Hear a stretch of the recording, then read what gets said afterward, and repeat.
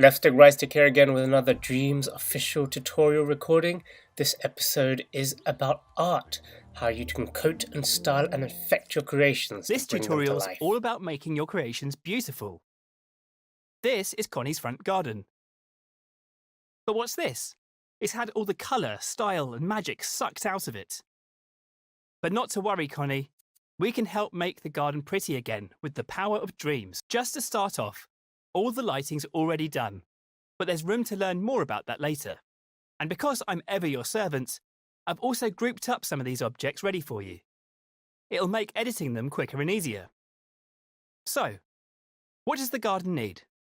Well, it could do with some colour, texture and movement, and the Coat, Style and Effects modes have the perfect tools to do that. Coat, Style and Effects mode are special. They don't create new objects, they modify existing sculptures and paintings. And they work on groups. You can become a master of them all with just a bit of time here. So let's start by adding some colour with the Tint tool. Open the Assembly menu by pressing Square and go to the Modes menu. The Modes menu is this group of icons. Each mode has its own set of tools and options. The Tint tool is in Coat mode, which has an icon that looks like a pot of paint being spilled. Select it by pressing the X button. As you can see, the Assembly menu has now been replaced with the Coat menu. In the top row, you'll find options and helpers. Along the bottom, you'll find the tools. Now, which colour to use? Open the Colours menu in the top row of icons. These are all colour groups. You can expand a colour group with X. That'll show you more shades. So much to choose from. I'm going to find a green so we can colour some foliage. But if green's not your thing, you can experiment. Is the menu too long? You can scroll with your imp by grabbing it with R2. Choose a shade, or for a more painterly organic look, choose the tumbler colour at the end of each group. Then it will apply a random shade that will change as you work. When you've chosen a colour, you're ready to go to the next step.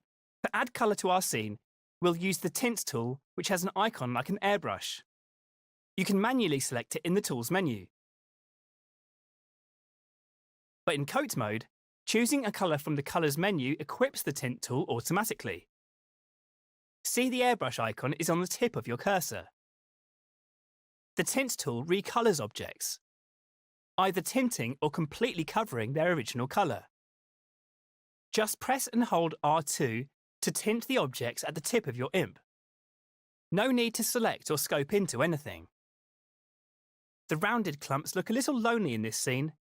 Maybe add a bit of colour there. You can see the longer you hold R2, the stronger the tint gets.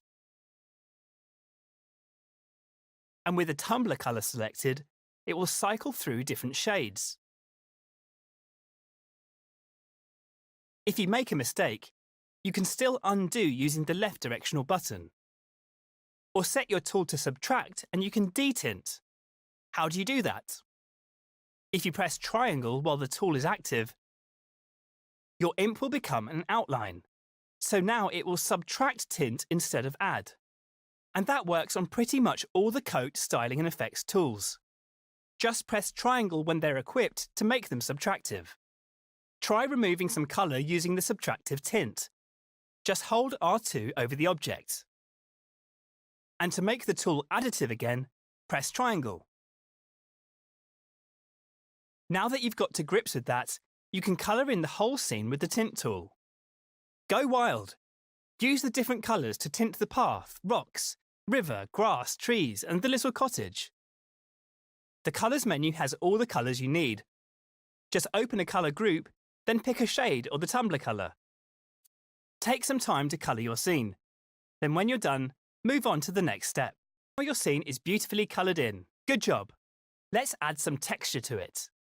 For that, we need to leave Coat mode and go into Style mode.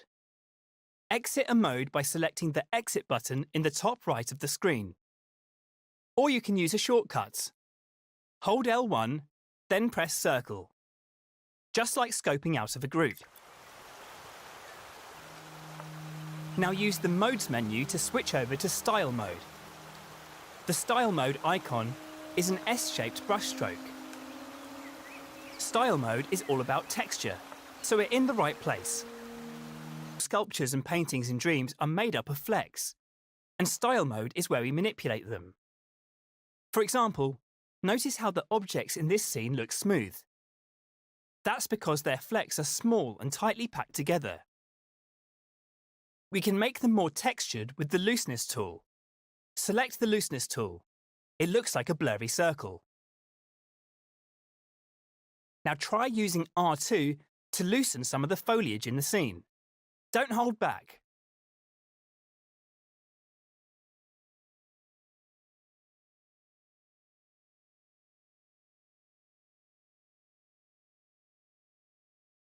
As you can see, loosening sculptures and paintings means their flecks become more obvious. If you think they're getting too loose, press triangle to make the tool subtractive and tighten them up again with R2. Or you can use the left directional button to undo. Don't forget to loosen up the river too. We'll need it in the following steps. Carry on loosening the objects in the scene. Beautiful. Connie's garden looks like a lovely painting. But let's look at the water now. Water has a reflective quality, so let's add some shine to the river, shall we? This is where the Finish tool comes in. Exit out of Style mode with L1 and circle. And head back into Coat mode in the Modes menu. Next to the Colours menu in Coat mode, you'll find the Finishes menu. Select it with X. These finishes change the way objects react to light in your scene. With them, you can make objects shiny or rough, solid or even translucent. Now you can choose your finish for the river. Let's see. Ah, yes. How about shiny wax? Wax finishes are translucent, and the shine will give the river a reflective surface that will catch the light. Apply the finish as before using R2. Remembering that you can revert by switching to subtractive mode using triangle. Or undo.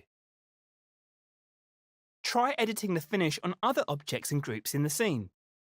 And continue to the next step when you're ready. Our river looks nice and shiny now, but something's missing. It doesn't flow like water does. But there's a magical tool for that in effects mode. It's called the Flow tool. Leave Coat mode if you haven't already and enter effects mode. The effects mode icon has some twinkly stars on it. Isn't that nice?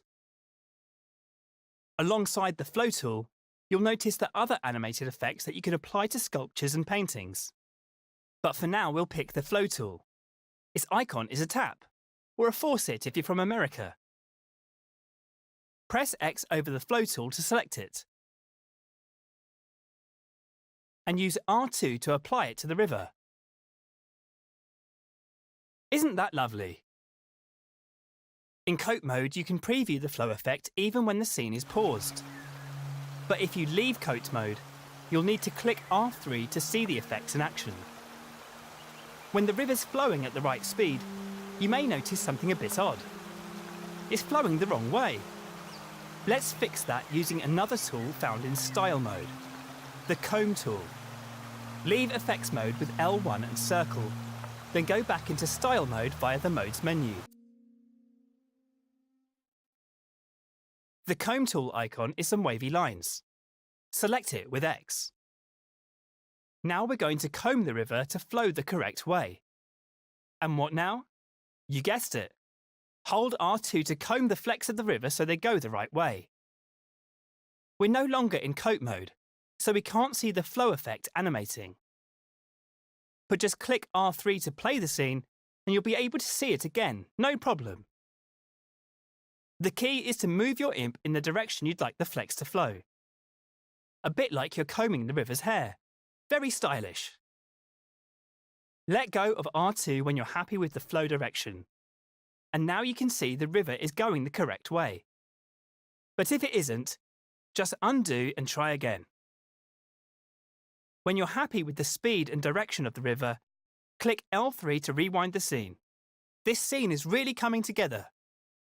Next, let's do something interesting with the chimney smoke. Let's move closer to the smoke. Closer. Closer. Yes, good. Now these flecks don't look very smoky, do they? Let's change that. If you're not already in style mode, head there now using the modes menu. Open the flex menu with X. It's the button in the centre of the top row. Now choose a fleck that looks smoky. How about the Pollock fleck? When you choose a fleck type, it'll automatically select the Apply Fleck tool. Now, hover your imp over the smoke and hold R2. The flecks will change. Now that's better. Let's inspect it now using the grab cam. Grab it with R1. And while you're grabbing it, spin around it with the left or right stick. The paint strokes look a bit flat, don't they? You can only see them well from certain angles. We can make it a bit more billowy and three-dimensional using the Impasto tool. In the Style menu, select the Impasto tool, then hold R2 to apply it to the smoke. Watch as the individual flecks of the painting become more three-dimensional. To see it better, use the grab cam to spin around the smoke again. You can also press undo and redo and compare the smoke with and without Impasto.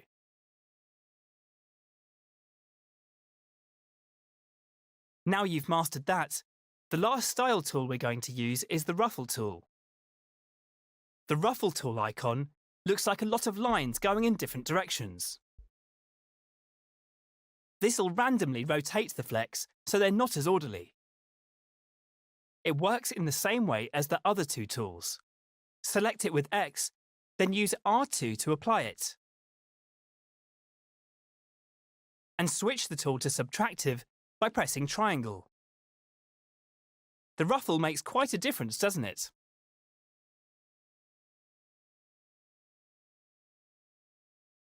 Why not see if you can animate the stroke using the Flow tool in Effects mode?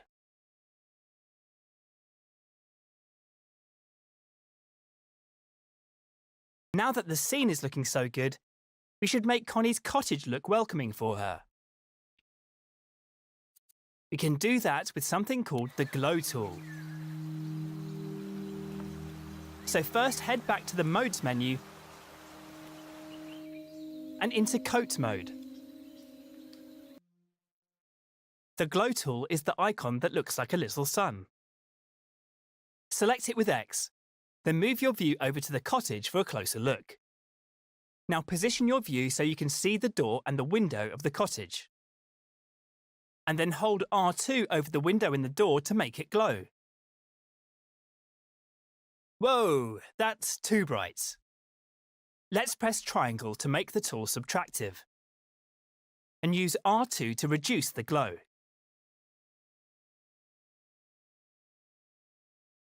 Maybe you could try tinting the window to change the colour of the light. See what you think. Have a play with the Glow tool. And then move on to the next step when you're ready. The scene looks so alive now. Connie is absolutely in love with her new home. Hard to believe that this scene used to be all grey and blocky. Let's try something. How different did we make it? To see, we can use a special trick. Press square to open the menu, then take a look in the Show and Hide section. The Show and Hide icon looks like an open eye and can be found in most of the modes menus. In the Show and Hide menu, you can make all sorts of different objects visible or invisible. It only works in edit mode, so your scene will still look the same in play mode. Some of them are on by default, and some are switched off. Coat, Style and Effects is one of the options which is on by default. Its icon is a combination of the icons for all three of those modes. Try turning it off by pressing X over it. Wow, what an amazing difference. That's how powerful these tools really are. Using Coat, Style and Effects, you can make even the most boring block look beautiful. Practice using the tools and see what you can come up with.